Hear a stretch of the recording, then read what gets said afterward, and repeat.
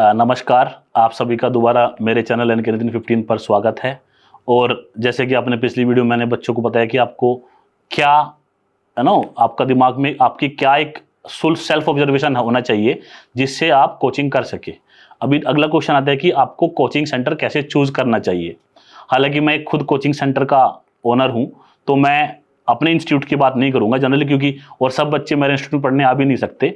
एक general opinion मैं दूंगा ताकि पेरेंट्स को हेल्प मिल सके। देखिए, अगर कोचिंग सेंटर के बारे में, आप किसी भी कोचिंग सेंटर में आप बच्चे को ज्वाइन कराना चाह रहे हैं ताकि बच्चे को एक कंपटीशन की तैयारी कर सके, और अगर उसका स्कूल वो चीज़ प्रोवाइड नहीं कर पा रहा तो उसको एक कोचिंग सेंटर की मदद लगेगी। तो आपको क्या क्या देख के कोचिंग सेंटर चूज करना चाहिए। सबसे पहले तो क्वेश्चन आता है, हमको ऑफलाइन कोचिंग करनी चाहिए कि ऑनलाइन कोचिंग करनी चाहिए। उसके लिए मेरा सिंपल सा आंसर, अगर आप फाइनेंशियली अफोर्ड कर सकते हैं, आप प्लीज ऑफलाइन कोचिंग को चूज करिए, ऑनलाइन की साइड मत जाइए। अगर आप फाइनेंशियली स्ट्रोंग नहीं है और आप इतना पैसा खर्च नहीं कर सकते और आपको घर पे बैठ के ही पढ़ाई करनी है, तो आप ऑनलाइन कोचिंग जा सकते हैं। लेकिन मेरा पर्सनल एक ओपिनियन है, ऑनलाइन कोचिंग इतने इफेक्टिव नहीं होते बच्चे को पुश करने में, क्योंकि बच्चे एक 15 साल का एक बच्चा होता है, राइट, 15-16 साल का बच्चा खुद को वो कभी डाउन फील भी करेगा, वो कभी उसका मन करेगा पढ़ाई ना करूं, तो वहां पे उसको एक एलिमेंट, एक्सटर्नल एलिमेंट चाहिए, बाहर का एक आदमी चाहिए या कोई माहौल चाहिए जो उसको पुश कर सके, जो कि ऑफलाइन कोचिंग में बहुत अच्छे से हो जाएगा, ऑनलाइन में नहीं होगा। और मोस्टली ऑनलाइन में आप कितना भी कोशिश कर लीजिए, आपको on the spot doubt clarification हो सकता है ना मिले हर चीज का। तो मैं सजेस्ट करूंगा ऑफलाइन कोचिंग में ही जाइए।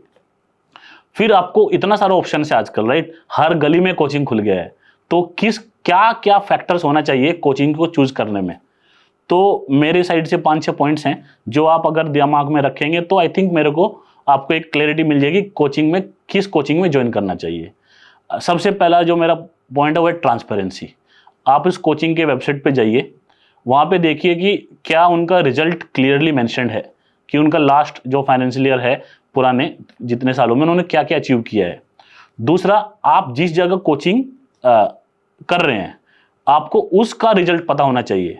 कुछ कोचिंग सेंटर है जो अक्रॉस इंडिया है, बड़े बड़े कोचिंग है, उनका रैंक 1 भी आएगा, लेकिन उनका रैंक 1 कहाँ से आया है, मान लीजिए उनका रैंक 1 एग्जाम्पल मान लीजिए आया है चंडीगढ़ से, और आपको कोचिंग करनी है हैदराबाद में, तो चंडीगढ़ के रैंक से आपको फर्क नहीं पड़ना चाहिए, क्योंकि चंडीगढ़ में टीम अलग होगी, हैदराबाद में टीम अलग होगी, हर सिटी में टीम अलग होगी, टीचर्स अलग होंगे। तो आप जिस सेंटर पे पर्टिकुलरली आप सोच रहे हैं कि मेरे को यहाँ पे कोचिंग करनी है, आपको उस सेंटर की नॉलेज होनी चाहिए, ठीक है। वहां पे ट्रांसपेरेंसी होनी चाहिए कि ये चीजें हैं और ये है, तो आपको एक रिजल्ट का क्लैरिटी होना चाहिए कि, क्योंकि कोचिंग मतलब रिजल्ट पुराना रिजल्ट क्या रहा। क्योंकि कुछ कोचिंग होगी जिनके पास रिजल्ट अच्छा ना हो, लेकिन आप ट्राई करिए कि उनका स्टूडेंट कितना था और कितना सिलेक्शन रेट है, एक नॉर्मल सा क्लैरिटी हो जाना चाहिए। दूसरी चीज, रिजल्ट के बाद आता है टीचर्स। सबसे पहले किसी भी कोचिंग में जाएंगे, सब लोग बोलेंगे कोचिंग के टीचर्स बहुत अच्छे हैं।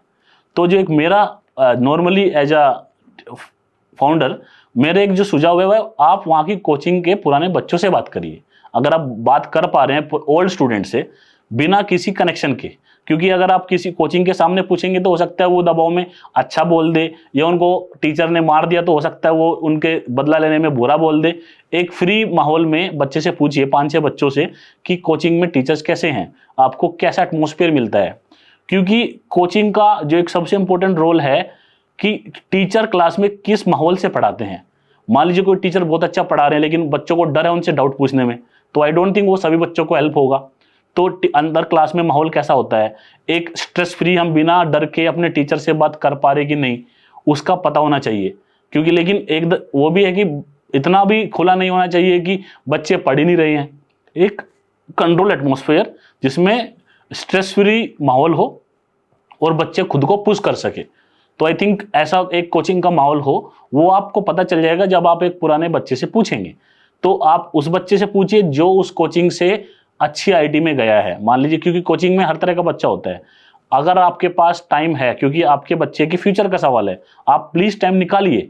तो आप जो बच्चा बिल्कुल भी कहीं नहीं गया, मतलब उस कोचिंग में बच्चा होगा जिसका सिलेक्शन आईआईटी में नहीं हुआ, उसका फीडबैक भी लीजिए कि टीचर्स कैसे हैं, और जिस बच्चे का सिलेक्शन हुआ है उसका फीडबैक भी लीजिए कि टीचर्स कैसे हैं। क्योंकि एक टीचर हर जगह नहीं पढ़ा सकता, तो आपको ओवरऑल आपको पता नहीं होगा कि आपका बच्चा किस बैच में पढ़ेगा।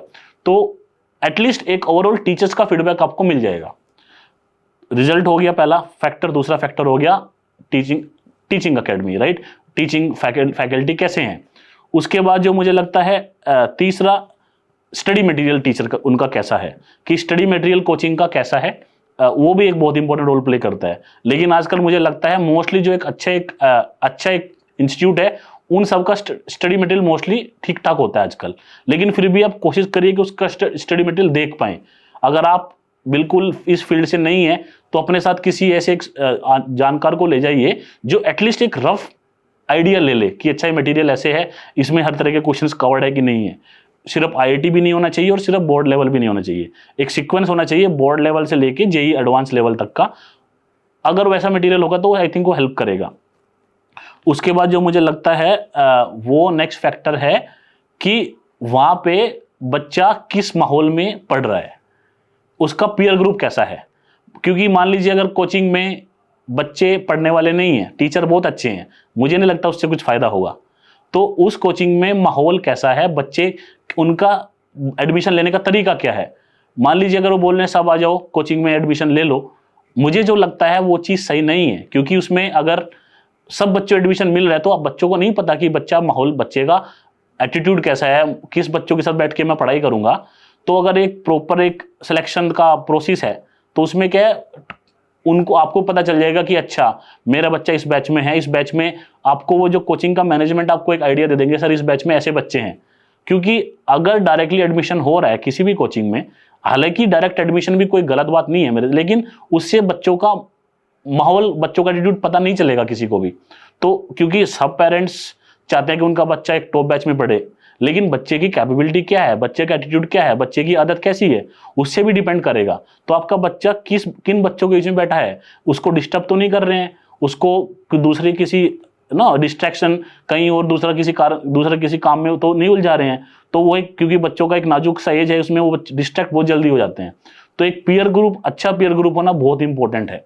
तो अगर वो एक कोचिंग सेंटर आपको दे पा रहा है तो एक बहुत प्लस पॉइंट होगा ये, क्योंकि इससे डेफिनेटली बच्चे की जो कैपेबिलिटी है वो 15 से 20% बढ़ जाएगी, मुझे जो लगता है।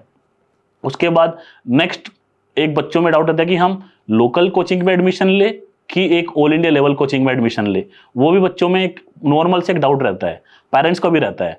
देखिए एक जो ऑल इंडिया लेवल की कोचिंग होगी, डेफिनेटली उनका रिजल्ट एक लोकल कोचिंग से बहुत अच्छा होगा, इसमें कोई दो राय नहीं है। क्योंकि उनके पास बच्चे ज़्यादा हैं, उनके पास अक्रॉस 2-3 लाख बच्चों को पढ़ा रहे हैं, तो डेफिनेटली उनका रिजल्ट भी ज़्यादा होगा। तो पेरेंट्स नॉर्मली उस साइड चले जाते हैं कि इनका रिजल्ट इतना रैंक आया, इतना सिलेक्शन हुआ, तो एक कोचिंग बहुत अच्छी है।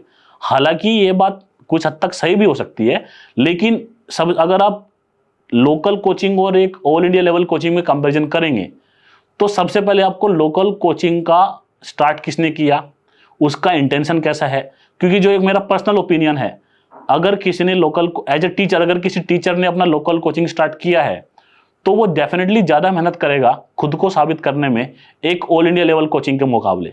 क्योंकि ऑल इंडिया लेवल कोचिंग की ऑलरेडी एस्टैब्लिश्ड है, तो उनको टॉपर्स मिल रहे हैं। तो उनको मान लीजिए एक टॉपर एक पर्टिकुलर कैंपस में उन्होंने अपने टॉपर्स रख लिए जो अंडर 100-500 रैंक्स लेके आएंगे, उनको उन्होंने पूरा फैसिलिटी दे दिया।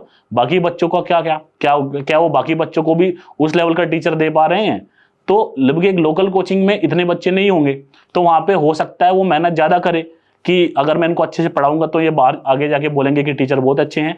तो डेफिनेटली जो एक पर्सनल जो केयर है वो एक लोकल कोचिंग में ज़्यादा रहेगा मेरे हिसाब से। लेकिन आप प्लीज़ पता करिए कि लोकल कोचिंग को स्टार्ट करने वाले लोग कौन हैं, क्या वो कमर्शियल लोग तो नहीं है कि उनको इस कोचिंग में कोई आइडिया नहीं है और कोचिंग स्टार्ट कर दी just to make it a business. तो आपको उनके बारे में नॉलेज होना चाहिए। बाकी लेकिन देखिए, अगर आपको टीचर अच्छे मिल रहे हैं और आपको अगर माहौल अच्छा मिल रहा है, आपका मटेरियल अच्छा है, तो लोकल और ऑल इंडिया लेवल कोचिंग से फर्क नहीं पड़ता है। हाँ, एक फर्क पड़ेगा कि ऑल इंडिया लेवल कोचिंग में आपस में वो पूरा ऑल इंडिया का टेस्ट सीरीज करा सकते हैं, राइट, जो एक लोकल कोचिंग वाले ना करा पाए। लेकिन आई डोंट थिंक इससे इतना इफेक्ट पड़ेगा, क्योंकि जेई का जो एग्जाम होता है 15 लाख बच्चे लिखते हैं। आप किसी भी कोचिंग में ले लीजिए, वो 15-20 हज़ार से 30 हज़ार से ज़्यादा बच्चे नहीं लिखेंगे। तो आई डोंट थिंक कि that will play that major role, but yes एक एडवांटेज तो है। लेकिन अगर आपके टीचर्स अच्छे हैं किसी लोकल कोचिंग में, तो डेफिनेटली उन टीचर को पता होगा कि इस एग्जाम में इस स्कोर पे बच्चा ऑल ओवर इंडिया कितना स्कोर कर पाएगा, राइट। क्योंकि जो टीचर्स होते हैं वो एक्सपीरियंस टीचर होते हैं, उनको वो पिछले 15-20 साल से यही काम कर रहे हैं, तो उनको पता होता है कि ये बच्चा इस स्कोर पे है तो इस स्कोर पे ये बच्चा कितना कर लेगा। क्योंकि अभी लास्ट एक एग्जांपल दे देता हूँ, क्योंकि जो बच्चा हमारा रैंक 9 स्टूडेंट था, उसका रैंक 9 आया जेईई एडवांस में, उसने आई थिंक कहीं पे भी ऑल इंडिया टेस्ट सीरीज नहीं दी, और हमको स्टार्टिंग से ही पता था कि ये बच्चा मे बी टॉप 10 में तो आ जाएगा, और रैंक 9 लेके आ गया। तो लेकिन हाँ, एक एडवांटेज तो रहता है, ये तो मैं मानता हूँ, अगर आप एक ऑल इंडिया लेवल का टेस्ट सीरीज करेंगे तो। लेकिन आप प्लीज, अगर आप किसी भी कोचिंग में एडमिशन लेना चाह रहे हैं, जो मैनेजमेंट होता है वो मोस्टली आपको सारे पॉजिटिव पॉइंट्स बताते हैं, आपको नेगेटिव्स पता नहीं चलेंगे। तो अगर हो सके तो आप वहां पे किसी टीचर से बात कर लीजिए, जो एक एकेडमिक टीचर हो एडवांस लेवल का। ये नहीं कि कोई बोर्ड का टीचर उसको रख दिया कि चलो आप टीचिंग के साथ साथ बच्चों को काउंसलिंग भी करा दो।